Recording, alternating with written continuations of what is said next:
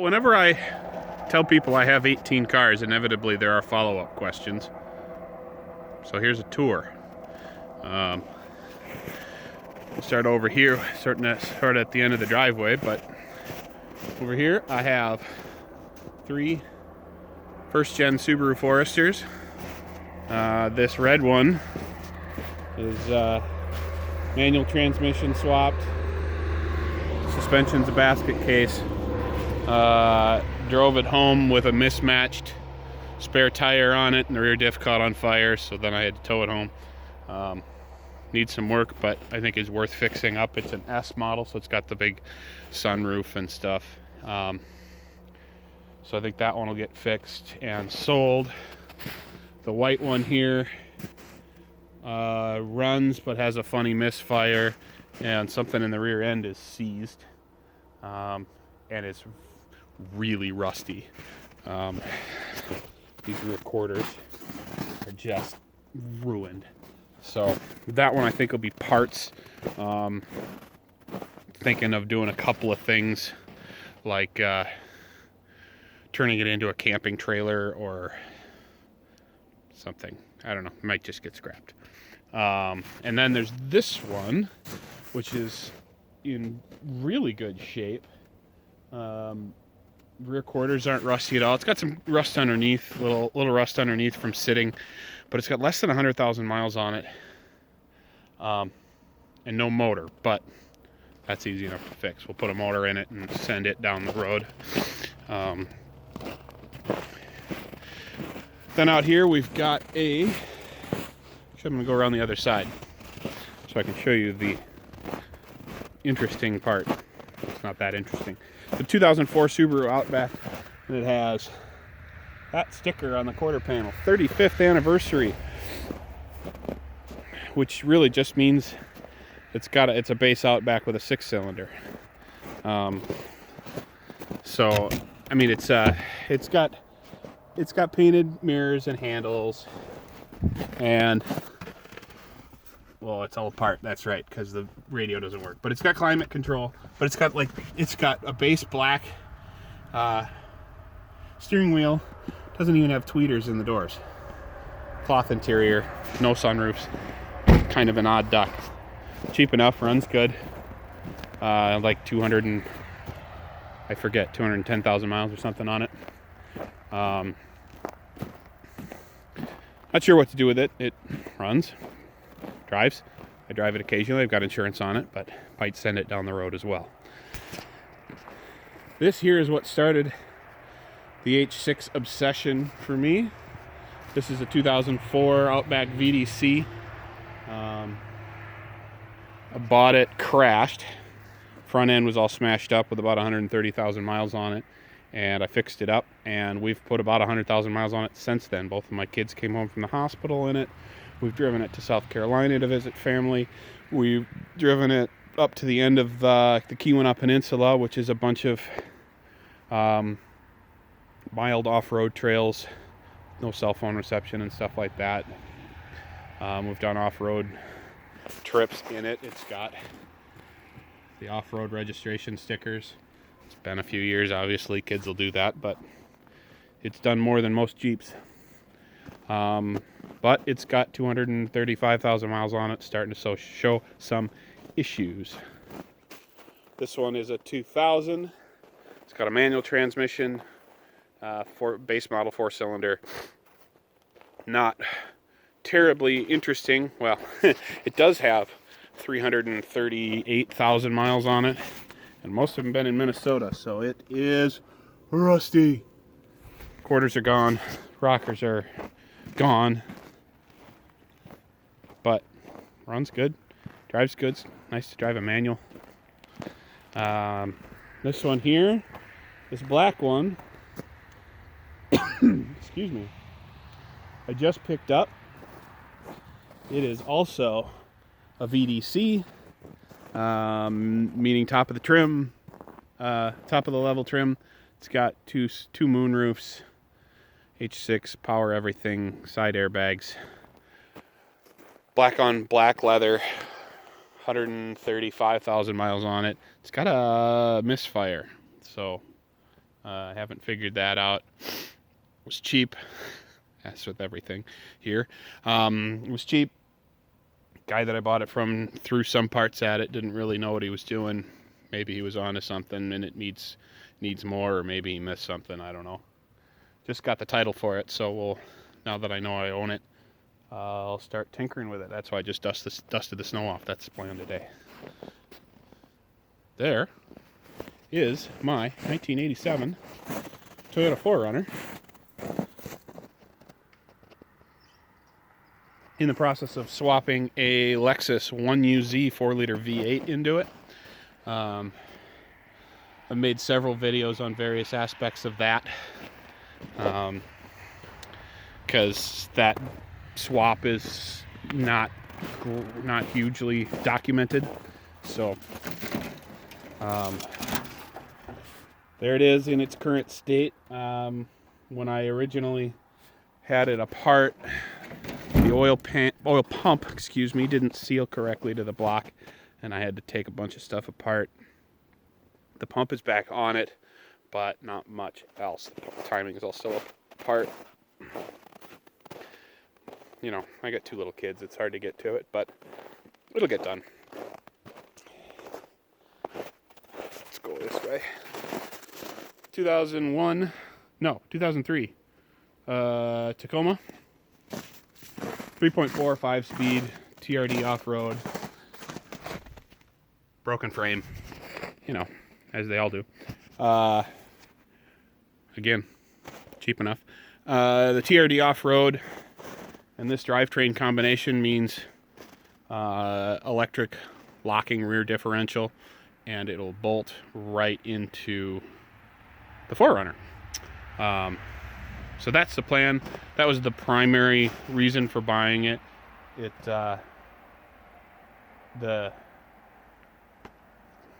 was mostly for the rear axle.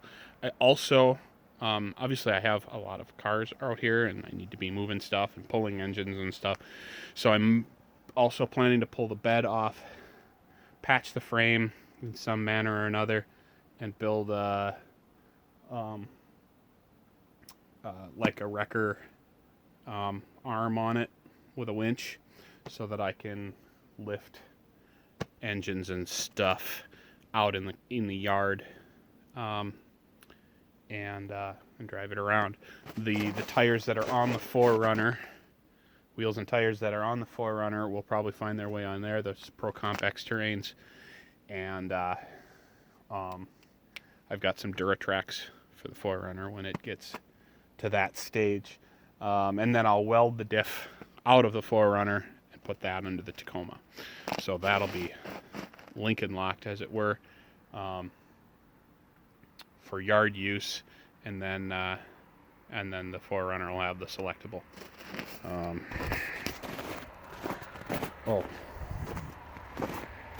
Behind the 4Runner behind the Tacoma is a janky old trailer with 3 Subaru 6-cylinder engines under a tarp, because I have a problem.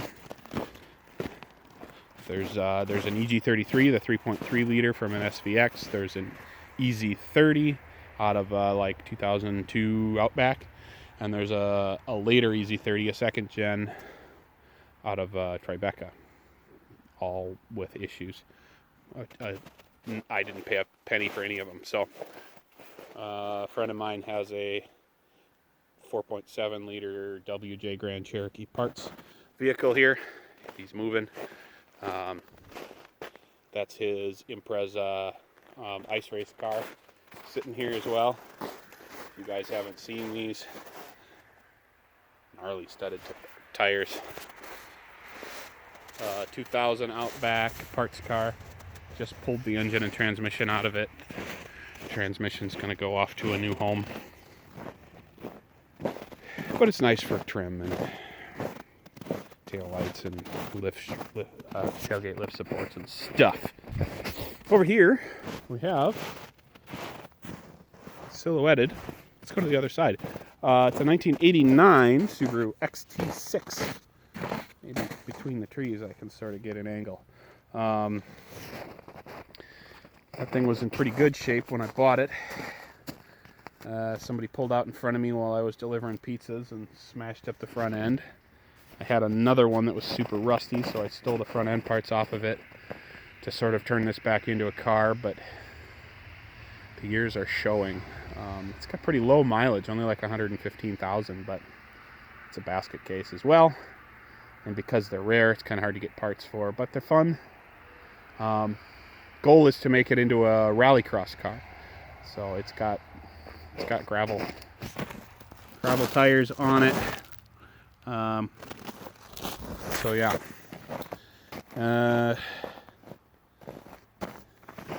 Sun's being an issue. I'm going to go past the next ones. 1994 Ford E150 high top conversion van. This one is super rusty. It was sketchy even strapping it down onto the trailer when I bought it. Pretty low mileage again, 120 or something like that, 1,000 miles on it, but super rusty. It's been like sitting in a field or something most of its life. Parts. But 351 Windsor, high roof, leather front seat. That'll be good in my other one. TV up in the top, wiring. There's all kinds of stuff that'll be useful. Subaru SVX. We're gonna go around the tree here. 1997 Subaru SVX. So they're not common in that year. This one has a lot of miles, like 270,000 miles on it. Original transmission, as far as I'm aware. The guy I bought it from has had it from for 200,000 miles, and he never put a transmission in it. So it's really rusty. The driver's side rear wheel is basically not attached. The subframe mount where the control arms bolt on is basically broke off. I have a subframe, so I could put it back on the road, and I kind of want to because these are pretty rare, but it's also really rusty, and I don't have much time. So it sits there till I get time to do something with it. Maybe I'll part it out. Maybe it'll sit there till it rusts the rest of the way. Celica 1991's Toyota Celica convertible, GT convertible. Manual transmission, 5-speed. I'm tripping over the snow. Convertible. Really fun little car, but I got 2 kids now. They don't really fit. It also, when I bought it, the guy that had it before me hit something. I suspect a curb. The driver's front wheel well was basically all ruined. The wheel, strut, control arm, knuckle, brakes, everything was broken. And ever since then, when you turn the steering wheel, like in a parking lot when you're stopped, there's a creak. I assumed it was steering rack bushings worn, but it's actually the mounts where the steering rack bolts to the firewall appear to be cracked and flexing. I've heard of that happening in the All-Tracks when they get beat on. So that kind of sucks. As it sits, it's not really worth anything. I'm pretty hesitant to drive it. But the motor's got to come out in order to fix that. It's due for timing belt and leaks oil and stuff, so maybe I'll just pull it out and do that stuff. But until I have time, there's a trend here, isn't there? There it sits. Next to it is a 2001 Outback VDC in my favorite color. I love this green. It looks so good. Don't have a title for it. It's got a lot of miles on it. Parts.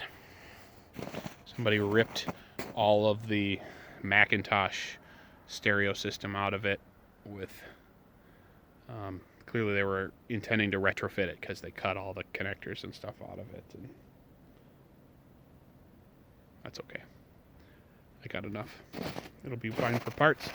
This is the van worth saving. This is also a 1994 high roof conversion van. It's got the TV up top and what the hell?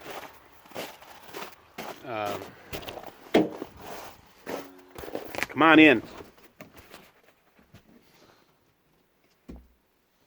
By leather seats. Back one folds flat into a bed. There's actually another third pad behind it, so it makes a full-size bed. Two nice comfy reclining leather seats here. Two more of them up front. And TV up top. Video cassette player, so you can watch your VHS tapes. None of this stuff works. It's all coming out. I'll put something modern in a DVD player and get rid of this ridiculous giant home audio looking radio back here with the cassette player. We'll put, again, something modern in there. But this thing has less than 100,000 miles on it, about 95 as I recall, and appears to have spent most of its life stored pretty well because it's in good shape. Couple of things there. It has some issues because it's been sitting so long. Ugh, there's the sun. Hi. It has some issues. It's got some broken brake lines, and there's a seal on the hood that didn't seal, I suspect, because there's like a line basically down the engine. Stuff that the throttle body was seized, the alternator was seized, the smog pump was seized, the tensioner on that side was seized. So it's got some issues, but